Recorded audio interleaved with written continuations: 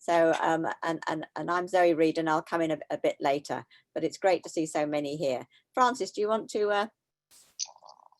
Yes, with pleasure.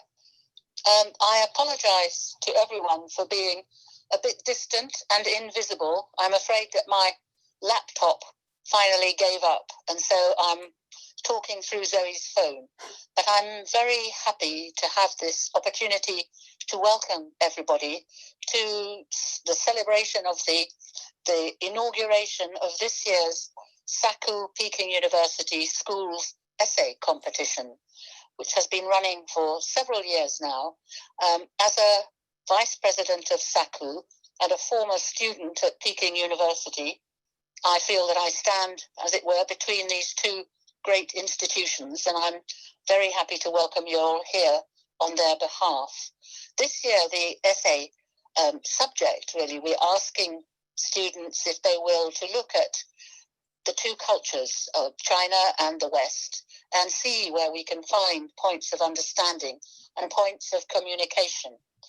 And communication is very much the theme of this afternoon, because Richard Morel, who I'll come back to later, a former colleague of mine, is going to talk about one of the most common forms of at least 19th and 20th century communication, the postal system, and give details of the postal system in China, which really got going in the late 19th century, but has seen an incredible growth much more recently.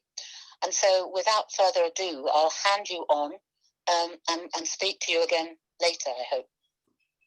So did you want a few words, Francis, from Sun Hua first? Yes, that was who I hoped was going to take on. Sun Hua, or shall I'll go first then. I'll speak on behalf of SACU and say we're absolutely delighted that the essay competition, greatly supported by Sun Hua, who from Peking University, who will speak shortly.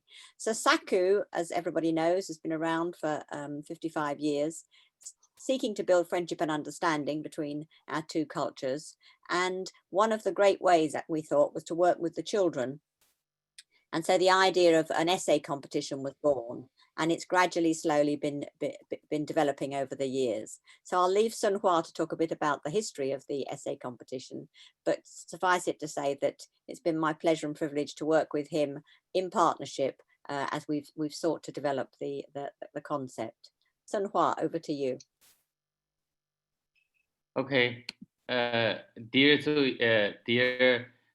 Francis, dear friends, I'm very honored to be here with you. It's great that we set out the 2021 SACU Peking University Essay Art Competition today. We have cooperated during the essay competition in 2015, 2016, 2018, and 2020. We have reached more than 50 schools for the fifth competition this month. The essay competition is to encourage and consider ways of promoting friendship and understanding between the peoples of the UK and China by providing young people with the opportunity to think about how they might contribute. I would like to thank you all. Thank you for your hard work. I would like to thank the founder of SACU. We just follow his step, Joseph Needham, the brilliant Cambridge scientist who unlocked the most closely held secrets of China, once the world's most technologically and advanced country. From Science and Civilization in China, Volume 4, Part 3, Joseph Needham said, foreign admirers of Chinese bridges could be adduced from nearly every century of the empire. In AD 838, Japan monk Annie never found a bridge out of commission and marveled at the effective cross the Yellow River. In 13th century, Marco Polo speaks at length of the bridge in China, though he never mentions one in any other part of the world. The early Portuguese visitors to China in the 16th century found most extraordinary about the bridges existed along the roads, often far from any human habitation, just like Gaspar da Cruz, the domination wrote in 1556. Joseph Needham, a man highly regarded for his ability as a builder of bridges between science and faith, privilege and poverty, the old world and the new, and most famously of all, between China and the West. The next Wednesday, December 9, is the 120 years anniversary of Joseph Needham's birthday. In China, 120 years means 2 cycles, transmigrations, or 260 years rotate in traditional Chinese chronology. Needham lived a life of grand adventure, just like he said. I had at one time hoped to be with you when the last volume of Science and Civilization in China was published. But I promised that even if I was not on the bridge, the ship would sail safely into port. I'm sure that day will come. His concluding thought is that by an extraordinary series of events, modern science was born, was swept across the world like a forest fire. All nations are now using it, and in some measure contributing to its development. We can only pray that those who control its use will develop it for the good not only of mankind but of the whole planet. His extraordinary achievements in helping the world understand the enigma that is China. He should be right, be a vastly famous man, but most people would look back blankly on being asked, "What do you know about Joseph Needham?" I would come to realize the magnitude of the task that lay ahead of us, which was helping to make him just as well known as his achievements suggest he deserves. That is the task of the essay competition. Please join us. Thank you all again. Thank you. Thank you, Sun Hua. And Sun Hua is coming in from Beijing as we speak. Okay. Before I hand back to Francis, can I ask everyone please to keep their microphones on mute? So Wunli, if you can put it on mute, then yeah, that's great, because otherwise we'll pick up interference. Francis, over to you. Well, I am very happy and honoured to be able to introduce Richard Morel, the speaker this afternoon. Richard now works in the philatelic, the stamp collections of the British Library, but he's been in the library for some time. And I remember when he first came, he worked on the East India Company archives. And this was a whole new field to him. I mean, he's an archivist, but he hadn't really explored the East India Company before coming to the British Library. But I remember with great pleasure that he used to keep coming rushing in to the Chinese section where I worked every day practically with some new discovery that he'd made in this massive archive. He would come in and tell us about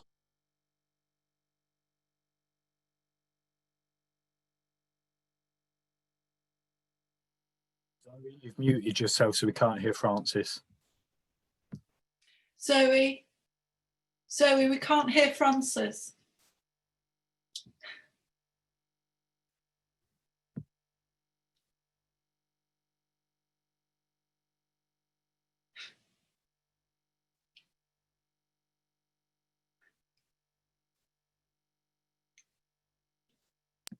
I realised what I did. I put myself on mute, which was putting Francis on mute. Francis, I am so sorry. I could hear my doorbell ringing. I was trying to stop the doorbell. Okay, so you talked. I'll start again. Yes. Yes, you talked about him coming into your into your office. But I just wanted to say that you've got a great treat in store with Richard Morel this afternoon, who I first knew as a young researcher working on the East India Company archive in the British Library. And his passion for research was such that he couldn't stop himself coming to the Chinese section many times with some wonderful story that he had discovered in the East India Company archive, which threw light on the relationship in the 18th and early 19th century between China and the West. And his passion was such that we really were made fantastic enthusiasts for these early documents. He's now working in the Philately section at the British Library and has a story to tell, which he has discovered there, which again throws light on a more recent aspect of communication between East and West. And I'm very happy that he's going to speak to us this afternoon. Great. Over to you, Richard. Yeah, I'm just going to share my screen. Just bear with me a moment.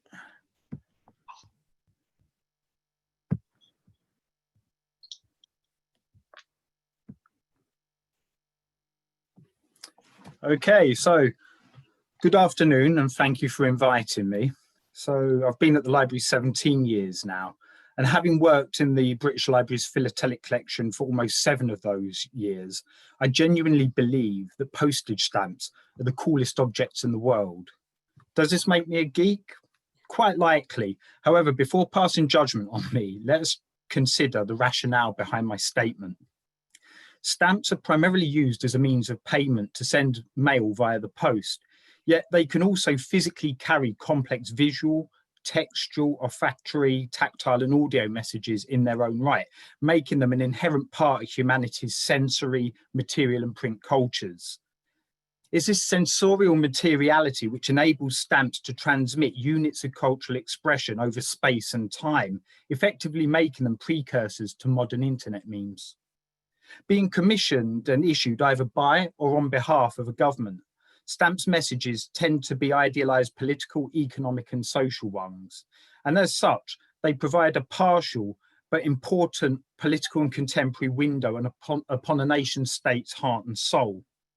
Circulated and consumed both nationally and internationally, stamps project a nation's soft power globally, acting quite literally as paper ambassadors.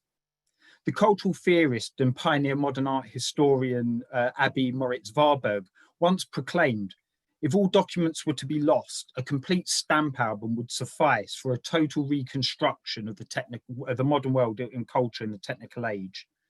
Stamp production, collecting and their study is generally misperceived to be the exclusive domain of the pale, frail male.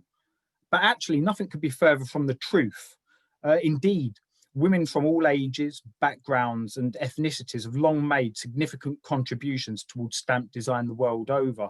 And China offers a really interesting example of this case in point. Established on the 1st of October 1949, the People's Republic of China made the design and issuing of its postage stamps a top priority. As early as the 1st of November 1949, the government placed all of the divisions, departments and kind of bureaus involved in stamp design and issuance under the recently amalgamated Ministry of Posts and Telecommunications.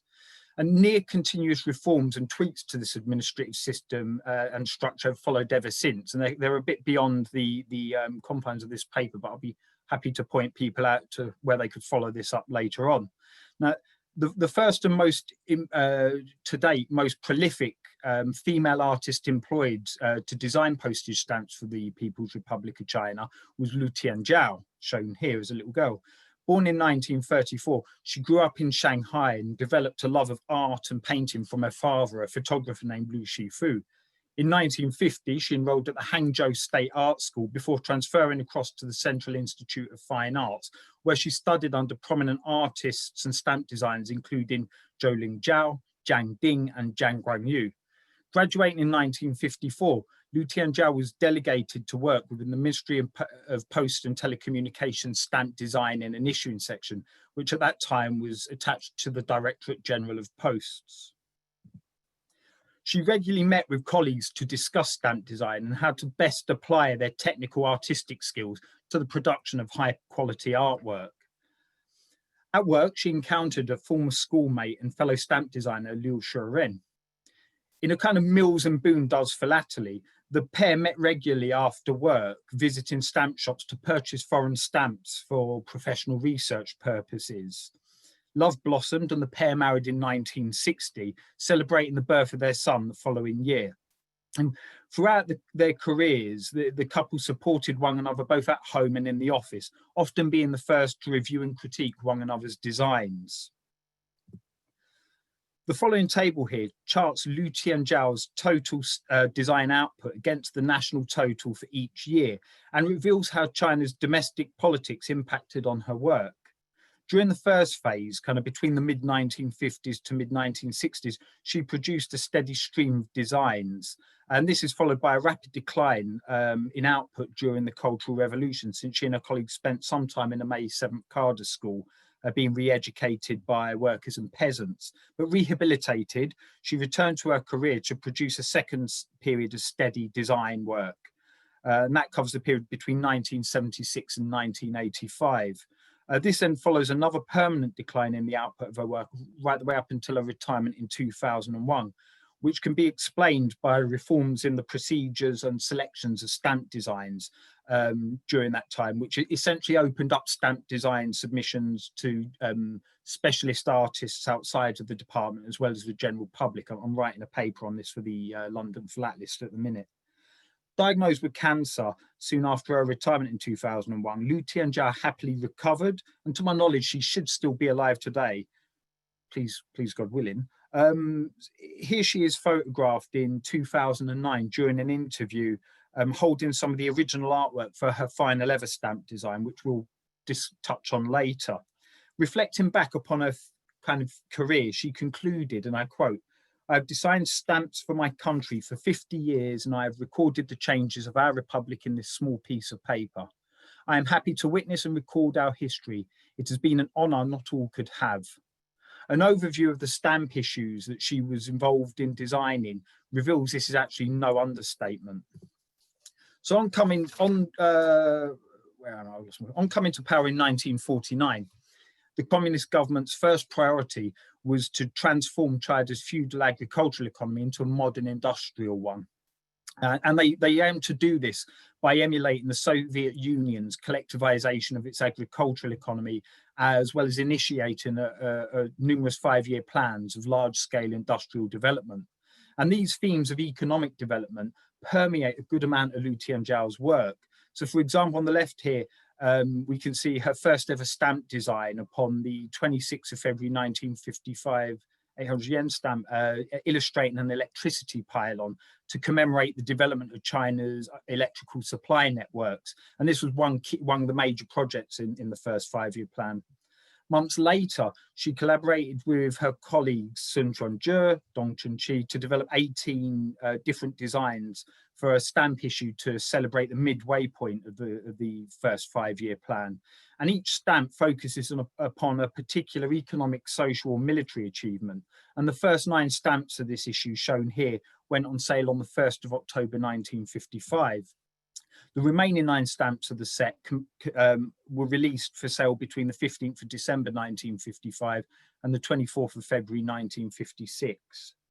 She also developed designs commemorating the completion of particular infrastructure projects during this period, including the following 3 designs here, released for sale on the 30th of March, commemorating the successful construction of 2 highways to better link Tibet with the rest of China, which was seemed to be a beneficial thing commercially.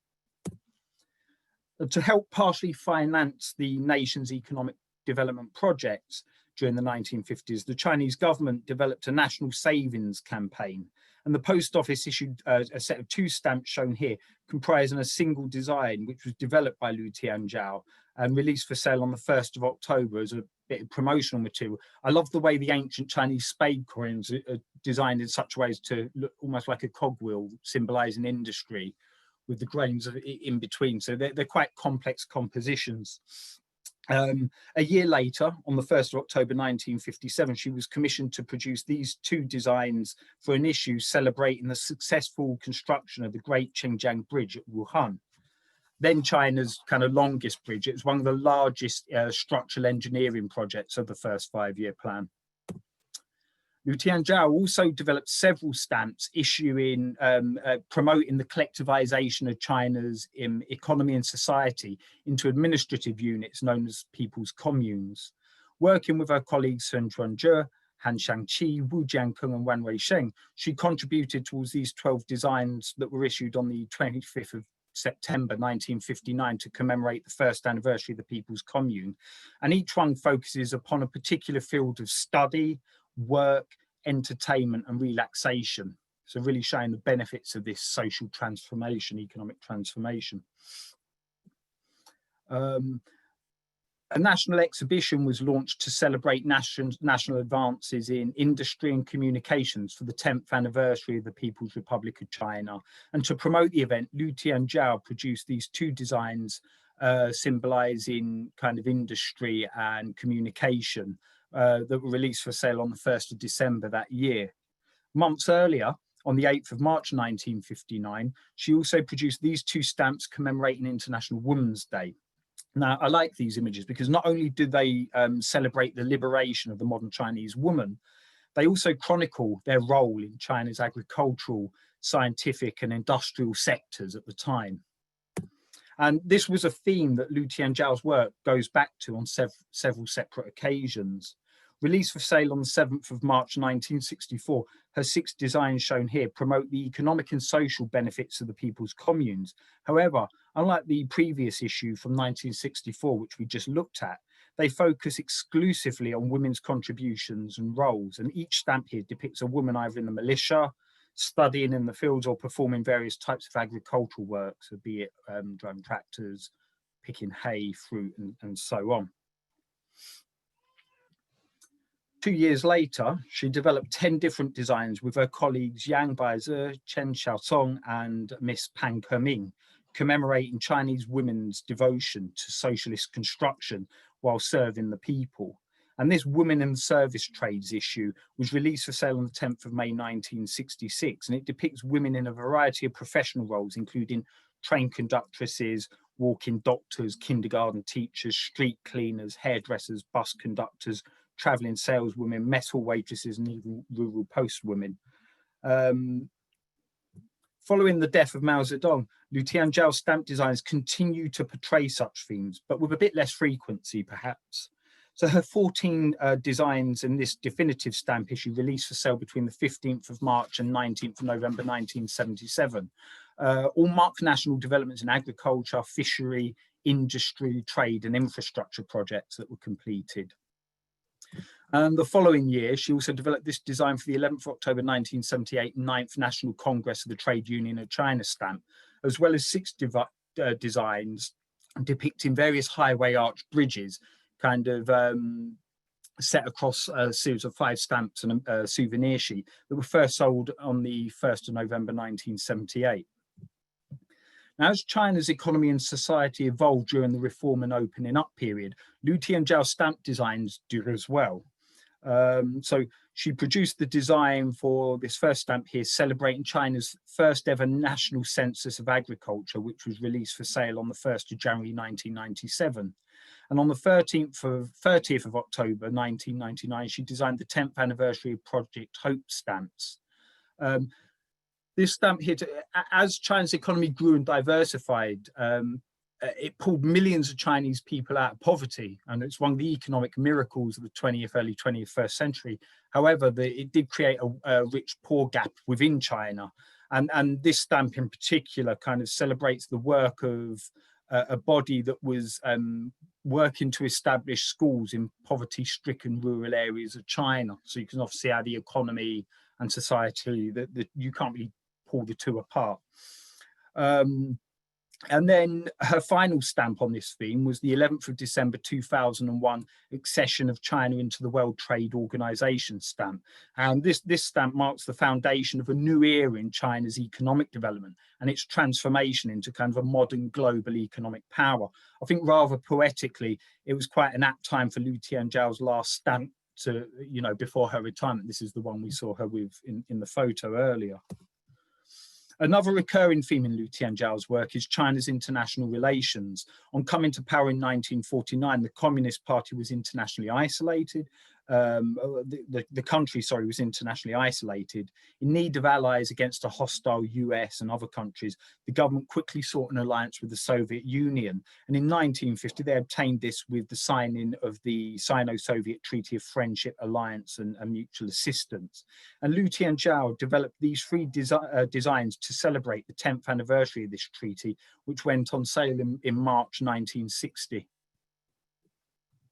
Chinese relations with North Korea are also touched upon by Liu Tianjiao's designs.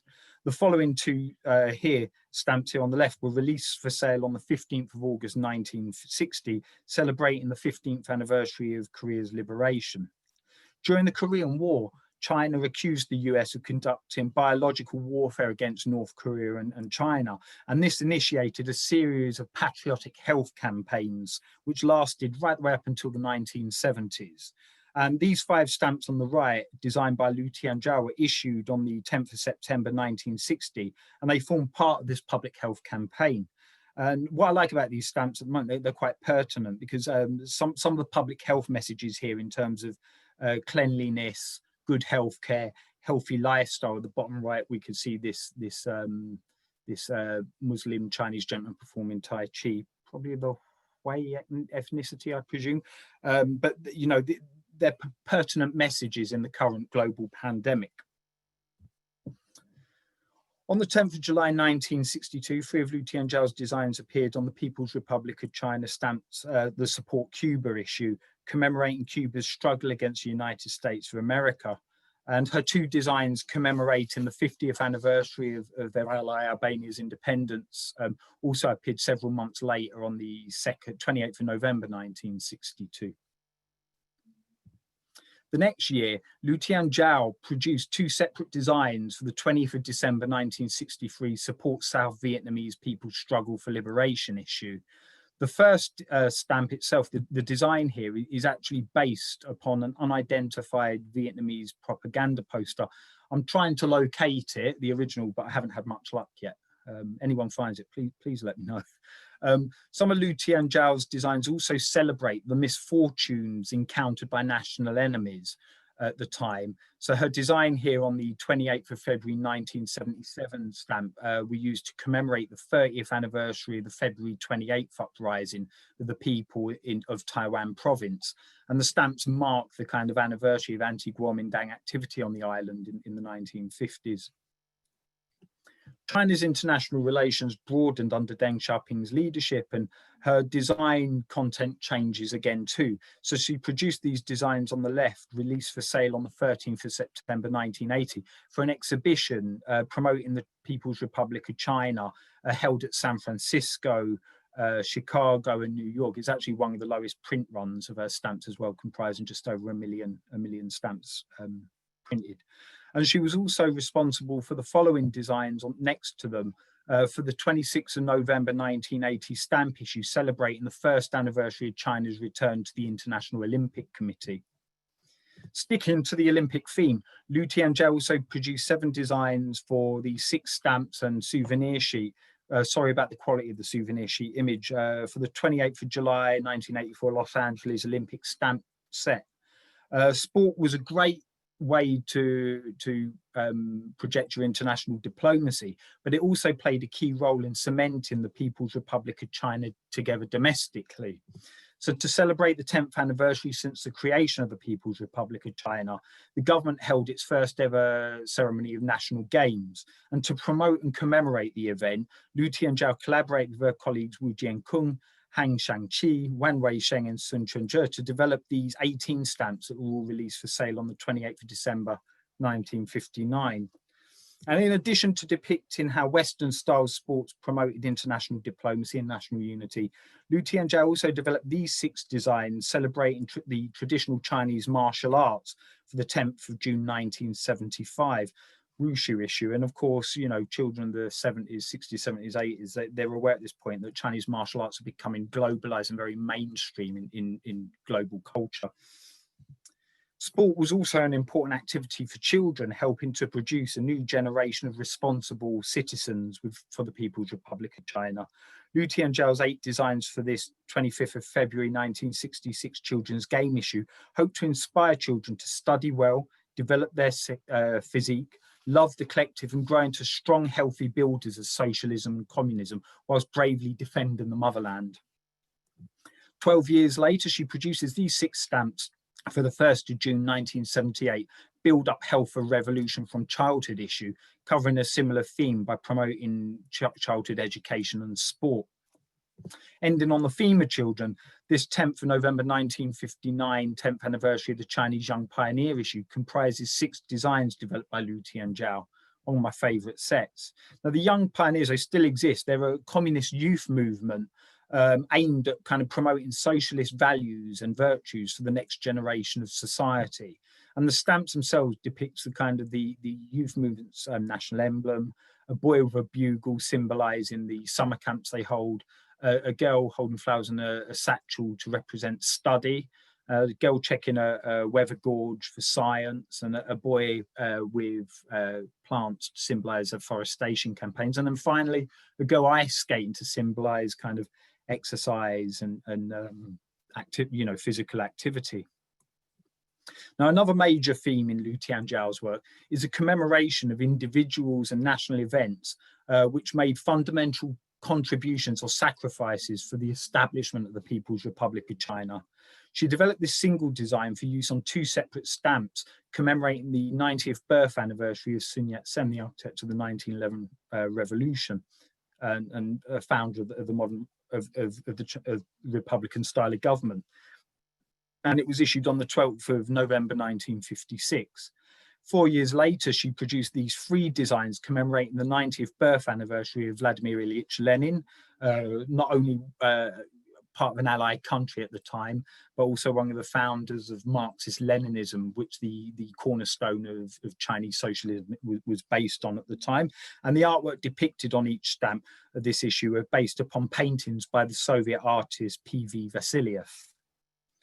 Months later, she produced 2 different designs for a set of stamps commemorating contributions made by the Canadian-born communist medical practitioner, Dr. Newman Bethune, during the war. And the images on each stamp were based again on contemporary photographs taken by Wu Yinshan at the time. 2 more of her designs commemorate the 140th birth anniversary of Frederick Engels, one of the founders of communist ideology, and it appeared on a set of stamps released for sale on the 28th of November 1960. And on this occasion, the images are again based on paintings by a Soviet artist named N.N. Zhukov. Liu Tianjiao was commissioned to develop 4 designs which appeared on the 3rd of September 1965 to commemorate the 20th anniversary of the victory of anti-Japanese war. And each one was based upon an original oil painting and sculpture. And working my way along, the first one depicts He Kongde's oil painting depicting Chairman Mao writing in a cave house in Yan'an during the war. The second is from Yan Hang's painting depicting 2 peasant women bidding farewell to fighters of the 8th Route Army led by the Communist Party, which is about to cross the Yellow River to fight the Japanese while the Kuomintang troops are retreating from the foreign invaders. The third comprises Wang Shiguo's painting depicting young, recently enlisted peasants being seen off by villagers beating drums and gongs in celebration, kind of symbolizing the sacrifice made by thousands of people during this time. And then the final stamp design depicts a sculpture created by the sculpture creating group of the Central Academy of Fine Arts. And it illustrates the 8th Route Army fighters and a people's militiamen kind of cheering in learning about their victory over the Japanese. Several of Liu Tianjiao's stamp designs on this kind of theme mark the death and memorialization of several Chinese leaders. So the nation went into mourning when Premier Zhou Enlai died on the 8th of January 1976. And to commemorate the first anniversary of his death, she developed these 4 stamp designs, all incorporating imagery from official photography taken during his lifetime. And the set went on sale on the 8th of January 1977. Although she wasn't responsible for producing the Mao Zedong anniversary issue, Liu Tianjiao did design these 2 stamps here, marking the completion of his memorial hall, which were released for sale on the 9th of September 1977. And the first stamp depicts the memorial hall itself, whilst the second one is a rendering of Hua Guofeng's inscription upon it. She also developed 2 designs for a stamp issue marking the first death anniversary of the philanthropist, politician, and former wife of Sun Yat-sen, Sun Qingling. And again, these are based on official photographs of the time. For this particular set of stamps, Liu Tianjiao won an award, a ceremony held in the Beijing Indoor Stadium on the 8th of April 1983. And over 18,000 people were present, including senior ranking members of the Chinese Communist Party and other state leaders. A lot of them were heavily involved in stamp collecting, especially when Philately reopened during the 1980s following the Cultural Revolution. Her final stamp design on this subject was for a pair of stamps commemorating the journalist and political activist Zhou Taofen, who's best known in China for his pioneering political journal, the Shenhuo Zhougan, which was issued on the 5th of November 1974.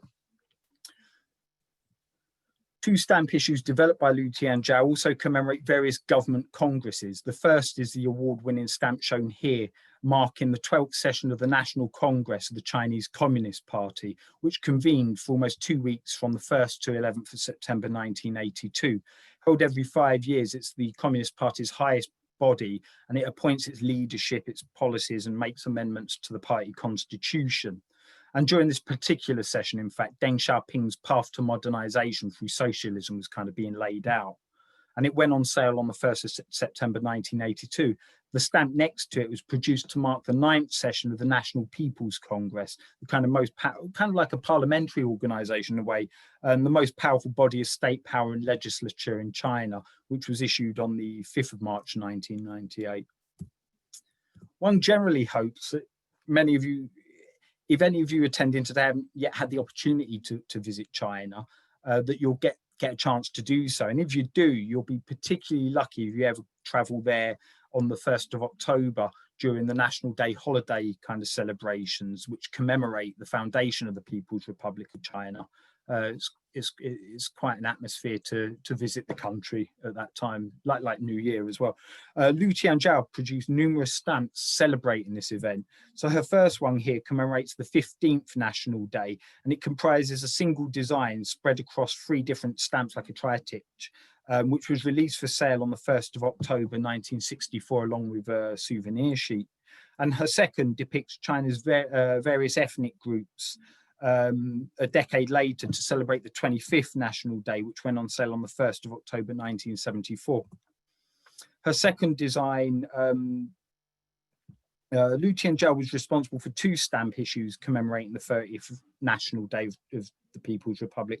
The first was a stamp and mini sheet of part of the second series, and the other was a set of 4 stamp designs depicting various Chinese ethnic minorities dancing in celebration as part of the full series. Both were released for sale on the 1st of October 1979. Incidentally, this last issue leads nicely into another theme well represented throughout Liu Tianjiao's kind of design work, and that's diversity. Many in the UK wrongly perceive China as a kind of ethnically and culturally monolithic region. In actuality, it's incredibly diverse in terms of its ethnic groups and cultures and histories and languages. Between 1962 and 1963, China released kind of a set of 3 stamp issues celebrating various national folk dances. Liu Tianjiao adapted all of the designs for the 3 issues from the original artwork of Ni Changmin. And the first set was released for sale on the 15th of October 1962, and it depicts Han, Mongolian, Zhuangzhang, Yi, and Uyghur folk dancers. The second, released on the 15th of June 1963, depicts Buyi, Nasaki, Alunchen, Gaoshan, Miao, Chaoshan folk dancers. I've not shown the third set here, but you know, it becomes apparent just from these two issues. You don't need a trained eye to recognize the cultural diversity of the country. During her career, Lu Tianjiao designed numerous stamps commemorating China's rich history, archaeology and culture. The various economic development projects we discussed earlier had quite a significant impact on kind of archaeological discoveries in the period. So she produced these 8 designs here featuring tricolored figurines from the Tang dynasty, which had recently been excavated from tombs in Xi'an, Shanxi province of the former Tang dynasty capital. And they went on sale on the 10th of November 1961. And she also developed these pair of stamps commemorating the 1250th birth anniversary of the Tang Dynasty poet Du Fu, whose work condemning high-level corruption, praising the poor and advocating the love of the land were very popular in the kind of People's Republic of China. Issued on the 25th of May 1962, this particular stamp issue, the first stamp illustrates a sketch of the pavilion in Chengdu, Sichuan province, where it marks the site where Du Fu built a thatched cottage to live in between 1760 and 1765, and it had been renovated a couple of years before this stamp was issued. The next 8th stamp depicts a portrait of the poet, which was based upon a stone rubbing made in 1750. She also developed this beautiful set of 9 stamps commemorating Chinese folk toys, which were based on the collections of 2 prominent artists named Li Sun and Chang Ting, which were released for sale on the 10th of December 1963. And prior to being sent to the 4th of May Carter School during the Cultural Revolution, Lu Tianjiao helped develop this revolutionary literature and art issue, which was released for sale between the 30th of January and 1st of May 1968. She collaborated with her colleagues Sun Chuanzhe, Wen Weisheng, Li Dawei, Yang Baizi, Huang Li, Chen Xiaosong and Sun Minchun to produce these 9 designs. And each one celebrates an opera, ballet or symphony produced during the Cultural Revolution, including Taking the Bandit Stronghold, on the docks, the Red Lantern, Sha Chia Pang and Xia, the White-Haired Girl, and of course the Red Detachment of Women. Now, many of these works were heavily influenced by kind of Mao Zedong's historic speech delivered at the talk during the talks at the Yan'an Forum on Literature and Art, held during May 1942. And this speech had a massive impact on the creative arts throughout the People's Republic of China. Within it, Mao argued that the art must serve the revolution and be subservient to politics. And to achieve this, art had to reflect and glorify the lives and achievements of the workers, peasants and soldiers, who are actually the rightful and legitimate main audience for all art and literature.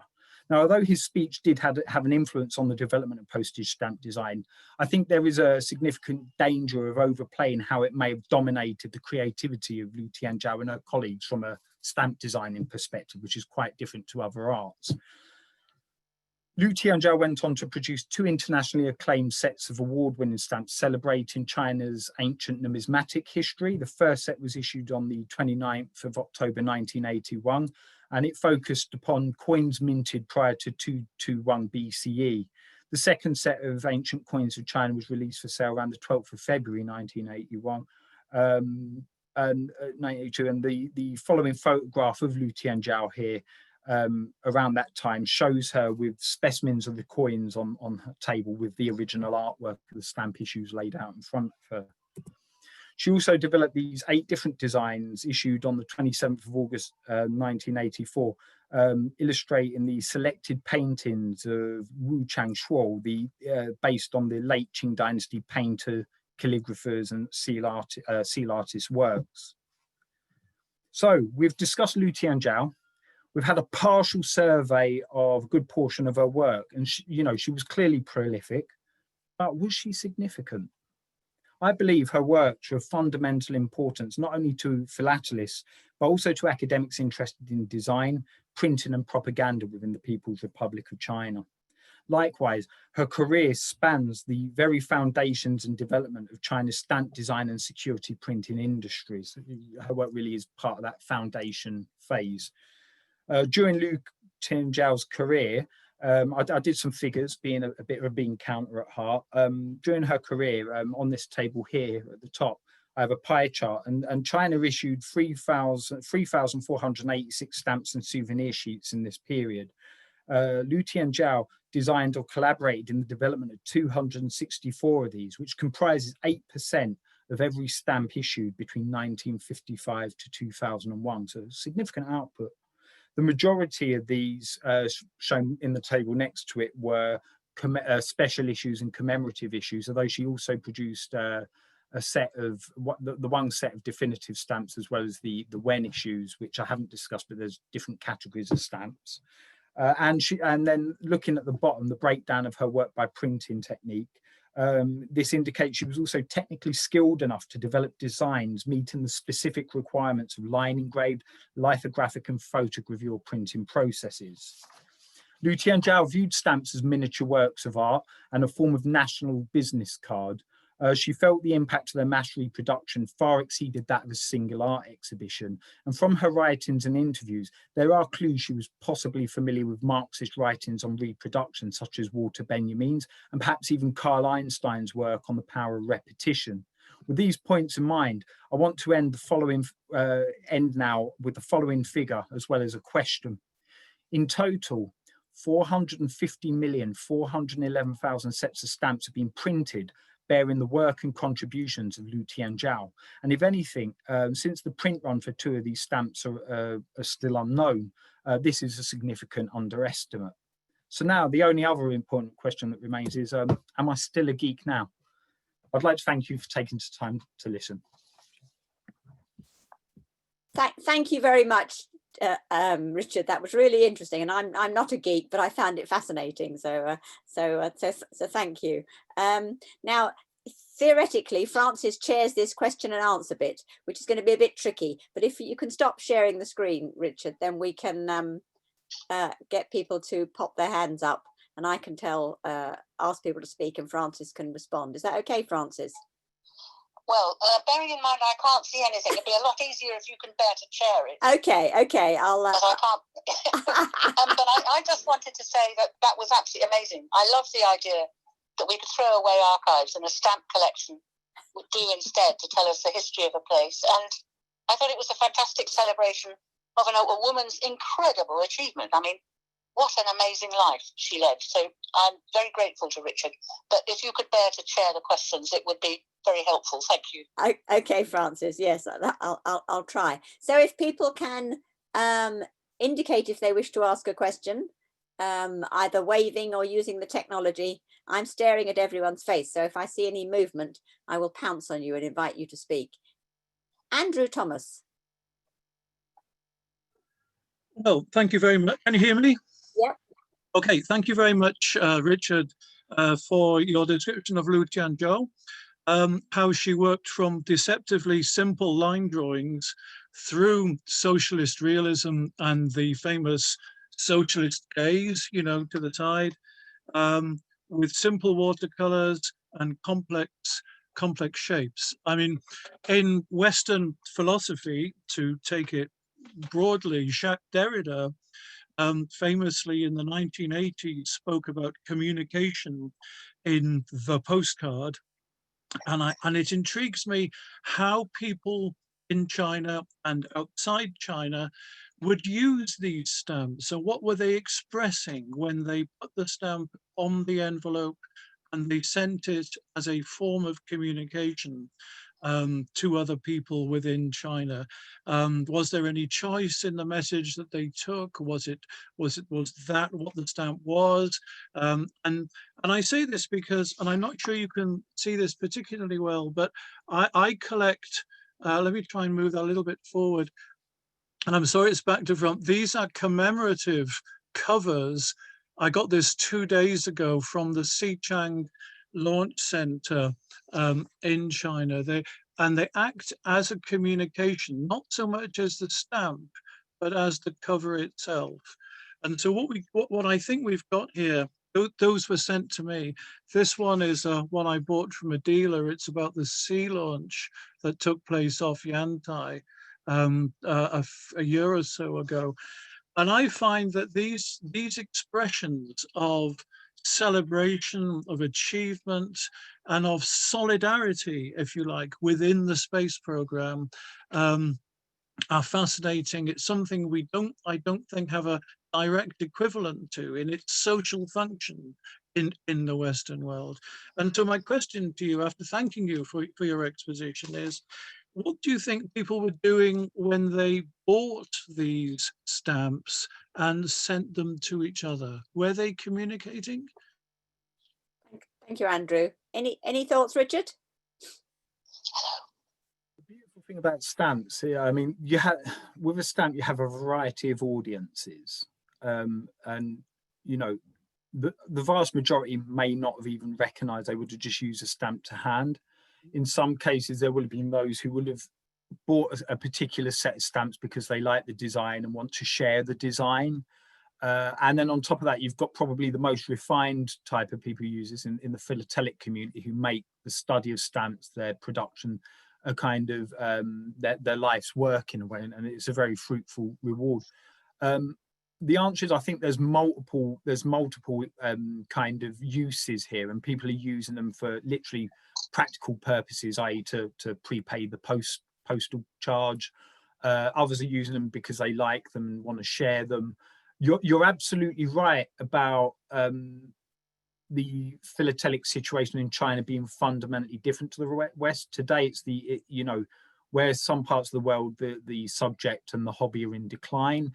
It's very strong in China, and it has been for quite a long time. What I'm actually doing research at the minute, because it's a lot of people look at stamps as historic objects, but actually the modern stamps being issued now in China, especially under Xi Jinping's kind of government, it's kind of entering a whole new renaissance. I mean, they've invested heavily in kind of training up their staff. They had Martin Mort, the famous engraver, train their staff. They're producing a range of stamps across a variety of subjects using the most up-to-date, cutting-edge techniques in security printing. But also the content matter itself is inherently political again. You're getting stamps for the Belt and Road Initiative, the China Dream. There's propaganda posters appearing on stamps. That, during Liu Tianjiao, the earlier part of Liu Tianjiao's career, you see this. Later on, of course, there's a bit of hiatus, but it's kind of coming back into vogue in their stamps. And I think that people are collecting these for a mixture of national pride, quite rightly, because they are the business card of a nation, or their heart. But there are multiple reasons why people are collecting them. For me, I would do it personally because I love the stories they tell. I love the way they're produced, and they're a real way into the cultural heart of the nation. But it does vary from person to person.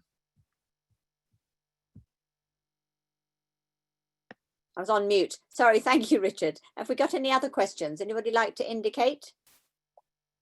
Michael Sheringham.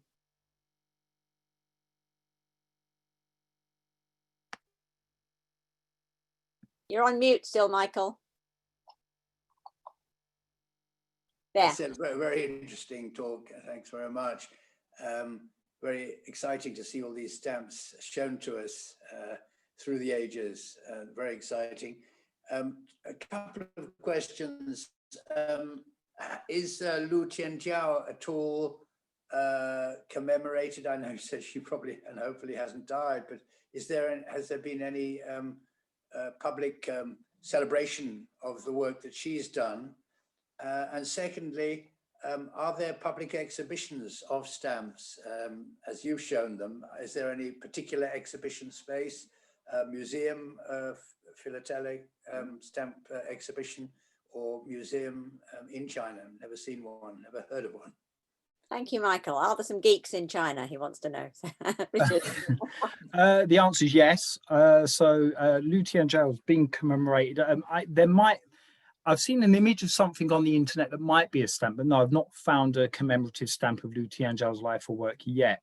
One of my compatriots at the Royal Philatelic Society may be able to answer that after. She has been kind of celebrated in CCTV interviews, in philatelic magazines. So there's the English language magazine, China Philately, particular issues of the Chinese language magazines like Jiao for Beijing and stuff. So that, you find her there, and she's actually even contributed articles to a few of these. And it's from these articles that I've been able to kind of reconstruct parts of her life. I'd love to be let loose in the archive. there are lots of philatelic museums in China, and a very, very healthy community, of which we have a couple in the audience. I'll nod to Jack and Paul, and I'm aware of Jack and Paul. Or anyone else here is as well. Please forgive me for not mentioning. So yeah, there are kind of exhibition spaces. You'll have this research was part of a larger exhibition I was hoping to do at the British Library before the pandemic struck. I was hoping to look at Chinese female stamp designers, because she's one of several. So you've got a colleague like Ren Yu, for example, designing all the Dunhuang stamp issues, for example. And I wanted to do this as a kind of pull-out exhibition. So we have the largest exhibition, a permanent exhibition at the library. It's 1,000 philatelic frames comprising over 100,000 collection items. Quite a challenge to maintain. Yeah. You also have groups like the Royal Philatelic Society, the Chinese Philatelic Society of London, the if I got the name wrong, Paul, I'm sorry. You've got various kind of groups internationally as well. So it's a very vibrant community. Not much work's been kind of done on all of the designers, but there's plenty of scope for research in this field, not just for Lu Tianjiao, but many of them. Thank you, Richard. I mean, that's you've taken us into a whole different my mind into a whole different world here. So that's really fascinating. I'm conscious of time, and I think at this point Francis is going to say a few words and then hand over to Wang Fang to close up on the issues to do with the essay competition. But from my part, I found it really interesting. But can I hand to you, Francis, to make some remarks before handing to Wang Fang? Oh yes, I would just really like to repeat that what you said, that I mean, we've been taken into a different world, a wonderful world, and a world that obviously can be enriched by more studies of different female stamp designers. It's a whole different way of looking at something that's kind of, in a sense, very familiar to us, and yet it's very different in China. So, I mean, I'm enormously grateful to Richard, and I hope that everyone has taken something away from his talk, and that it sort of, maybe that it will spark a little in any students who've been watching and are thinking of entering the essay competition, that it'll infuse them with a passion, that they'll want to get down and write an essay about the communication, the lack of communication, the differences and similarities between our cultures. So I leave it to Wang Fang to really introduce the essay competition. Thank you, Francis. Fang, over to you. Hi, hello everyone. Thank you, Zoe. Thank you, Francis. I have to say what brilliant talk it is. Thank Richard very much, which brings to us the story of a rarely known female Chinese, but whose contribution was such an amazing fortune to all of us, I think. So I want to say that I'm very honored to be the coordinator of the competition and have witnessed the past competitions we have had.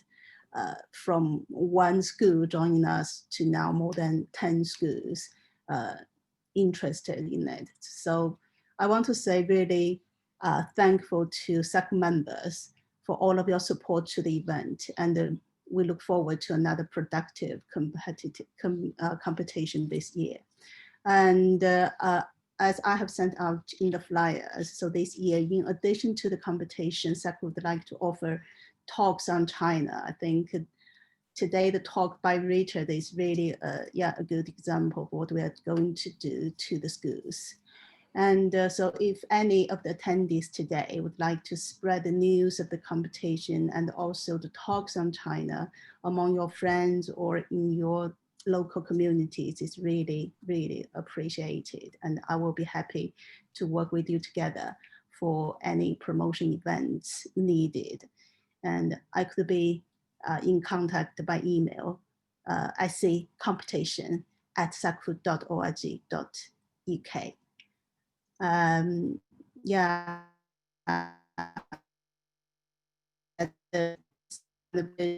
or two school teachers have attended the events today as well. Although I think the students, due to this weekend, they cannot make the attendance of the event. But I will upload the whole talk video to SACU YouTube channel, so that the students who are interested to learn about the story of China by the stamps, I think, yeah, they will watch it later.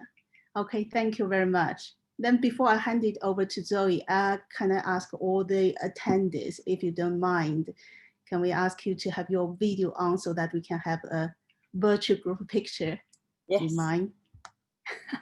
That's a lovely idea, Fang. So please all put your cameras on. And it just remains really me to thank you on behalf of SACU for attending, but particularly to thank Wang Fang for all her hard work, and Francis in coordinating the essay competition, working with Sun Hua in Beijing to come up with the topic, and the tireless work to spread the word. But you can really help. So if you know of a local school, I'm particularly keen to get some ordinary state schools involved.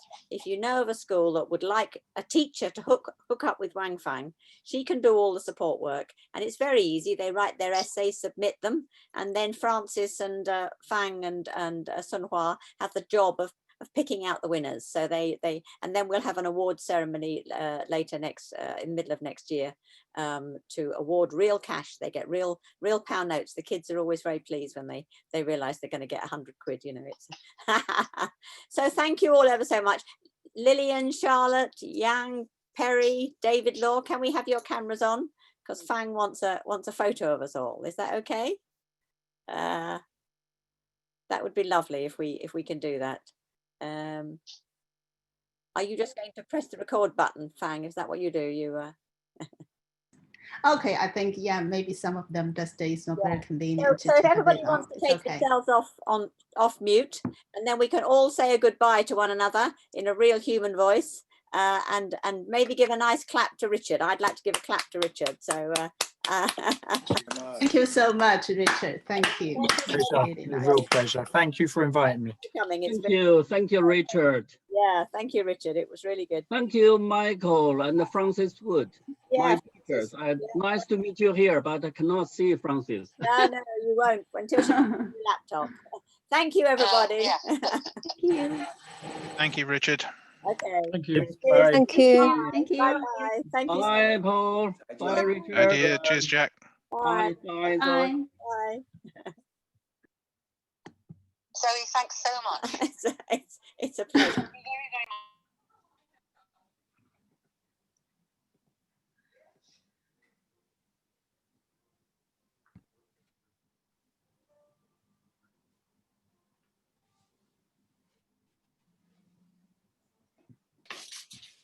Francis, Anyway, we'll speak soon. we will. Yeah, you take care. Yeah. Bye then. Bye. Yeah.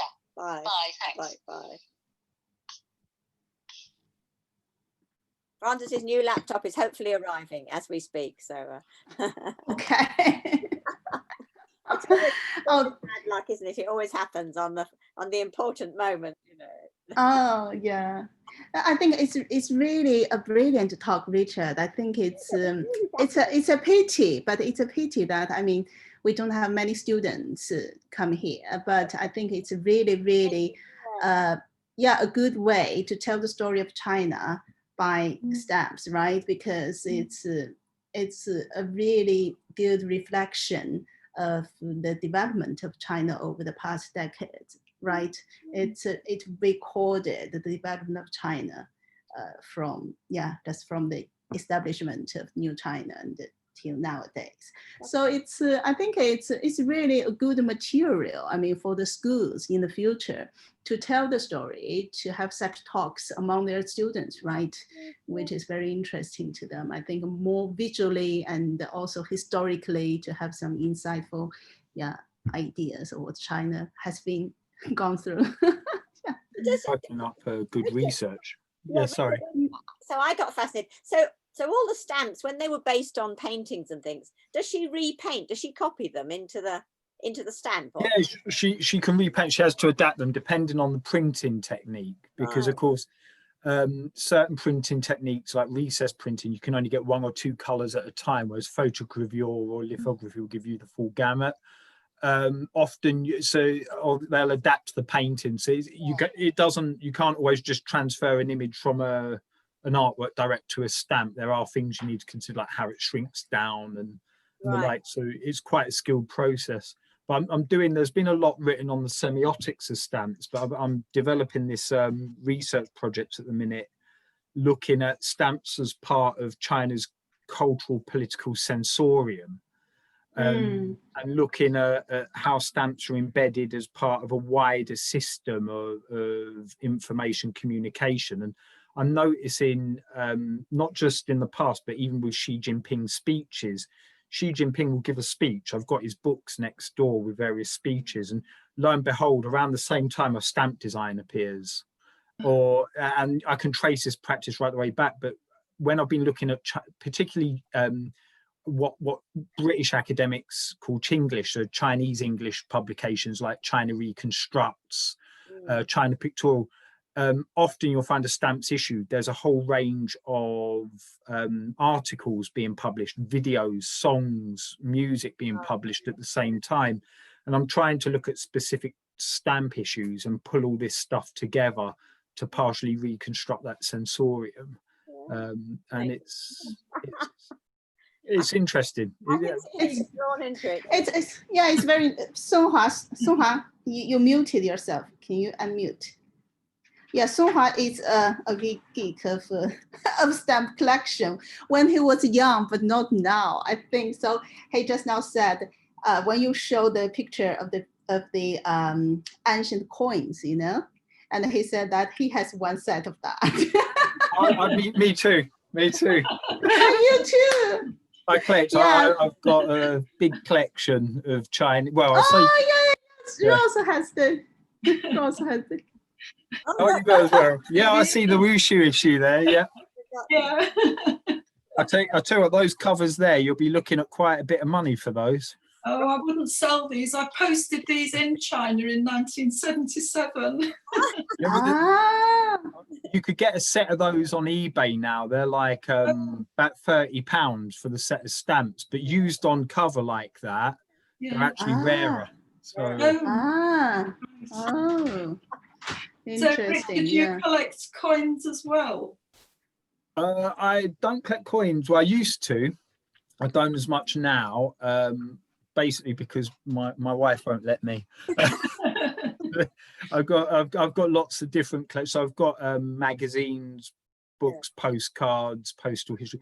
One of my collections, for example, I mean, here we were talking about postage stamps. I didn't even talk about tax stamps, but I collect embossed revenues on document in Britain from the 17th century through to look at tax as a material visual culture and its role in state formation.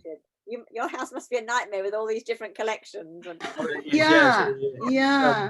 I had to get rid of 2,000 books this year. Oh, no. I'm an avid reader as well. So. I mean, Richard, if you wanted to write some of this up for our, magazine, that would be lovely. Obviously, don't want to put pressure on you, but just a few samples. It would be nice illustration in our China Eye. It'll be a pleasure. It'll be a pleasure. Stamps. I think it would be quite nice to introduce that to our members. Yes. I was going to say that. Yes. Yeah. No, interesting. Yeah. A lot of stories. Yeah. Oh yeah. Well, I'm working on some of Francis's old collection at the minute because I discovered that the two senior, so the Chinese and English senior signatories at the treaty in Nanjing in 1842, they stayed pen friends. So they become pen friends. There's a series of 5 letters that were, Pottinger goes on, of course, to become governor of Hong Kong, first governor of Hong Kong. And Qi Ying, of course, he becomes quite senior in the south of China, in Guangzhou. But they maintain communication for years after. And there's one letter there where it's from Canton to Hong Kong to England via Egypt. And it's an early piece of disaster mail.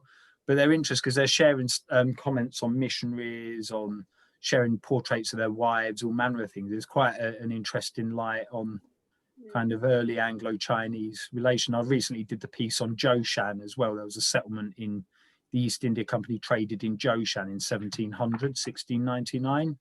And many of the earliest botanical specimens from China came across to Sloane. So, yeah, lots of research. What have you got, Sunhua? What have you got? Yeah. I would like to share the stamps. Every year we have this year is This year, what year we are in now? The zodiac. Huh? Oh, yeah, the mask. Oh, right. Beautiful, aren't they? Yeah, I think did Dong she partially engraved those yeah, with handmade. yeah. Oh, amazing. That's the monkey one, right? Is that the year of It's monkey? mouse. Yeah, the mouse. Now, A year of That's this mouse. year. A mouse. Sorry, Beautiful, this aren't year. they? This year, this year. Okay, 2020. 2020. Very good. So she, yeah, I mean, yeah, Songhua has been done some. Yeah, It's beautiful. 2020. What's it? Yeah. 2020. Okay. So to make a stamp, Richard, they're always engraved, are they? Not always. Some the earlier ones tend to be. So, well, to be honest, they're all engraved in different ways. There's hand engraved, so kind of what we call intaglio or recess engraving or typography. Yeah. But you also get photogravure, which is again it's a form of engraving, but more of a mechanical one. That's a lovely. This is envelope. We call it what? It's like Day cover, first day a cover. set. Day cover. It's Block cover. first day. Yeah, we used to collect for our son. Yeah, First yeah, day cover comes every time they come out. Yeah, we used to. Yeah. Yeah, and also another style. Oh, that's the nice. mouse. Yeah. With some Chinese characters. Yeah. So maybe Fang in the promotion work for the essay competition, carrying forward a little bit about the stamps or picking out one or two stamps, I don't know, it might be quite fun to add to the, because you're trying to right. art, aren't you, as well as communication, as well as, so that might be quite fun. Yeah. It's a very, I mean, special media for the intercultural communication, but maybe people have forgot it. If Richard didn't bring did not bring the talk to us, so we didn't notice that much. No, so I think it adds a whole dimension, doesn't it? So we should maybe get to write something up for the magazine, and we can post stuff online, and then link it to the essay competition. It would be quite fun to keep the story going. Right. Let me know what you need, like in terms of word limit and number of images. And I can start putting something together. I'll put my email in the box so you can email me. Yeah. Okay, great. I think we'll work out a news, together with Rose for our website and also the computation promotion as well. Yeah. Thank you, Richard. Thank you so much. It's been a pleasure. Thank you, everyone, for inviting me. Take care. Bye. Thank you. Bye, everyone. Bye. Bye, Senhua. Bye. So we'll. Okay. Bye. Bye. Bye. Bye. Thank you so much. Bye.